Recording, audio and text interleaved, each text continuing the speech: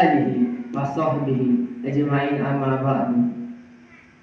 Puji syukur kita haturkan kepada Allah Subhanahu wa taala yang telah memberikan kita kesempatan untuk bertemu dengan bulan mulia, bulan penuh ampunan, yakni bulan Ramadan. Selawat beserta salam tidak lupa kita haturkan kepada baginda Nabi besar, yakni Nabi Muhammad SAW, dengan mengucapkan Allahumma salli ala Sayyidina Muhammad wa ala ali Sayyidina Muhammad. Yang terhormat Bapak-bapak, ibu-ibu, hadirin jamaah salat tarawih Asrama Polresta Datar yang dirahmati Allah. Pada kesempatan kali ini, izinkan saya untuk menyampaikan sebuah ceramah singkat yang berjudul bahayanya sikap hasad dan cara untuk memperbaikinya. Sebelum memulai ceramah, alangkah baiknya mungkin saya memperkenalkan diri terlebih dahulu, karena pepatah mengatakan tak kenal maka tak sayang, tak kenal maka tak cinta. Perkenalkan, nama saya Muhammad Razak Fiando, bersekolah di SMP Mudarati Payakumbuh, yang saat ini sedang berkelas 9. Hadirin yang dirahmati Allah, di bulan Ramadan ini kita berlomba-lomba untuk memperbanyak ibadah, mulai dari puasa, salat tarawih, bersedekah, dan berbuat baik kepada sesama manusia. Namun di semua amal ibadah itu ada satu penyakit hati yang membuat semua amal ibadah kita seketika menghilang. Apakah penyakit hati itu? Penyakit hati itu ialah hasad. Apa itu hasad, bapak-bapak, ibu-ibu? Rasulullah SAW meriwayatkan dalam sebuah hadis yang mengatakan, jauhilah sifat hasad, karena hasad itu bagaikan kayu yang terbakar habis oleh sebuah api. Bayangkan di bulan Ramadan ini kita melaksanakan salat tarawih setiap malam, bersedekah hingga berapa ribu,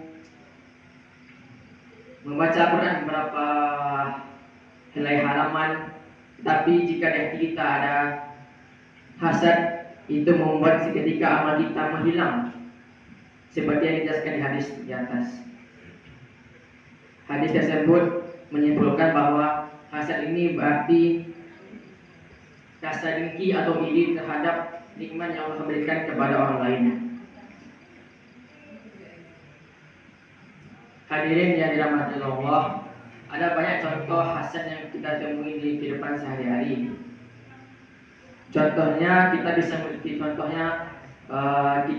memiliki tetangga yang kita merasa tetangga kita lebih sukses dari kita, atau kita bisa melihat rekan kerja kita mendapat promosi di tempat yang bagus, sedangkan kita hanya di tempat yang biasa. Hal ini yang membuat kita terucap di dalam hati, mengapa ia mendapatkan hal yang besar sedangkan saya tidak. Hal ini membuat kita jatuh dalam sikap tidak bersyukur atas nikmat Allah yang diberikan kepada kita. Allah Subhanahu wa taala berfirman, A'udzubillahi minasyaitonirrajim, Bismillahirrahmanirrahim. Ahum yaksimuna rahmat rabbik, nahnu fasalna bainahum ma'isyatahum fil hayati dunia. Ya, artinya, apakah mereka yang bagi-bagi rahmat dari Tuhanmu? Sesungguhnya kami yang telah menentukan pendapatan mereka di kehidupan dunia. Quran surat Az-Zukhruf ayat ke-32. Hadirin yang dirahmati Allah, sifat hasad pertama kali muncul ketika iblis menolak untuk sujud kepada Nabi Adam, karena iblis merasa Nabi Adam lebih mulia di sisi Allah sedangkan dia biasa-biasa saja. Oleh karena itu ia lantas berani untuk menolak perintah Allah Subhanahu wa taala untuk bersujud kepada Nabi Adam. Adapun di kisah lainnya yaitu anak-anak Nabi Adam yaitu Qabil dan Habil. Yang di mana Qabil membunuh Habil saudara sendiri dikarenakan Qabil merasa iri karena Habil berkorban kepada Allah Subhanahu wa taala dan korban itu diterima. Sedangkan Qabil korbannya tidak diterima dikarenakan sifat irinya tersebut. Jadi hasad ini tidak hanya sebuah penyakit hati, tapi juga bisa merusak persaudaraan dan juga merusak kehidupan manusia.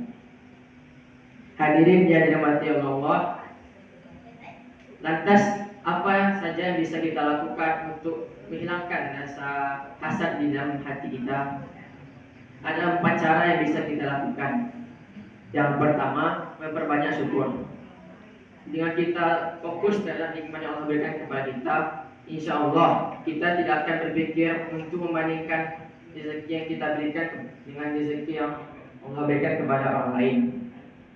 Yang kedua, mendoakan orang yang kita inginkan kepadanya.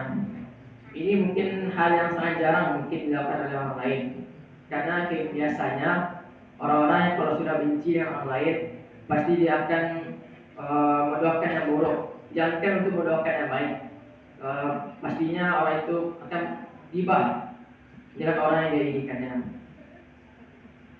Mulai dari saat ini, marilah selalu kita doakan untuk orang yang selalu kita inginkan. Karena dengan kita mendoakan yang baik kepada orang tersebut, rasa iri itu berubah jadi ikhlas yang merupakan pahala bagi kita nantinya. Yang ketiga, ingatlah bahwa dunia hanya sementara. Apa yang kita inginkan kepada orang lain itu belum tentu bernilai bagi akhirat nantinya. Ketahuilah,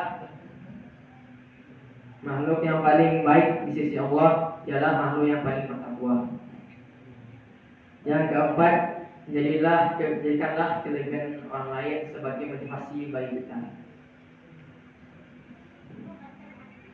Jika kita melihat ada orang yang rajin ibadah, yang pernah sekali kita membicarakannya dengan orang lain, jadikanlah dia sebagai motivasi kita untuk selalu rajin ibadah. Atau kita sering melihat orang-orang yang rajin berusaha sehingga dia mendapat rezeki yang melimpah, jadikanlah dia sebagai motivasi bagi kita untuk selalu berusaha dengan lebih baik lagi. Hadirin yang dirahmati Allah, bulan Ramadan adalah bulan ampunan bagi kita semua. Bulan Ramadan bukan hanya sekedar menahan hawa dan dahaga saja, tapi juga menahan penyakit hati seperti dengki, iri, marah, dan lain-lain.